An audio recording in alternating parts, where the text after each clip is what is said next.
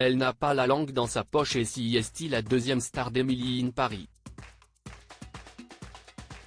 De retour dans la saison 3, disponible sur Netflix ce mercredi 21 décembre, Philippine Leroy-Beaulieu aime se moquer des clichés et revêtir le costume du personnage tranchant et terriblement apprécié de Sylvie Gratton.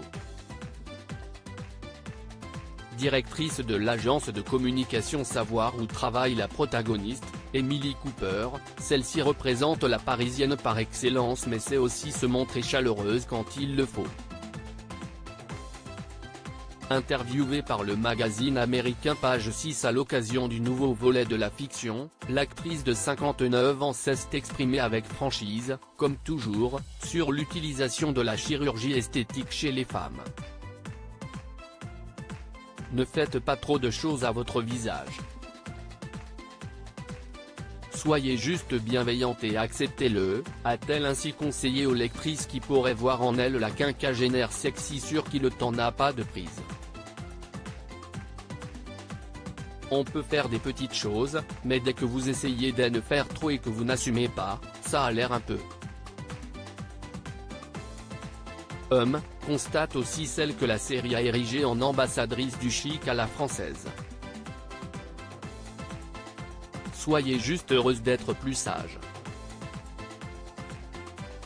J'ai mis cette idée. Je pense que cela m'apporte une sérénité que je n'avais pas avant, encourage même l'italienne de naissance. Supérieure à Philippine Leroy-Beaulieu, retour sur son évolution physique. Philippine Leroy-Beaulieu, les femmes s'empêchent de déborder plus qu'une mode, l'acceptation de soi, de ses rides et de son âge est, pour Philippine Leroy-Beaulieu, un leitmotiv. Si est quelque chose que nous devrions vraiment apprécier au lieu d'essayer de redevenir celle que nous étions il y a 30 ou 20 ans. Ça n'a pas de sens.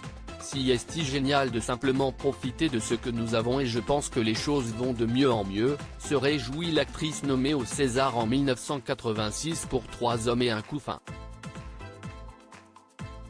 Invitée de 20h30 le dimanche le 12 décembre dernier, la comédienne avait mis en lumière l'invisibilisation des femmes de plus de 50 ans au cinéma et noté que grâce aux plateformes, dont les contenus sont généralement plus créatifs, audacieux et libres, les femmes dont le personnage de Sylvie fait partie, avaient aujourd'hui plus d'espace pour exister. Beaucoup de personnes, et d'ailleurs pas que des femmes, s'empêchent de déborder. La société enferme dans une imagerie et il faut d'en libérer. Cette question sur les femmes de plus de 50 ans revient souvent, on n'est pas des victimes, on est juste un peu hypnotisé par des narratifs mainstream, avait également constaté Philippine Leroy-Beaulieu dans une interview récemment accordée à 20 minutes. Et d'ajouter, on n'est victime que de soi-même et des limitations qu'on se met. Crédit photo, Coadic Guirec.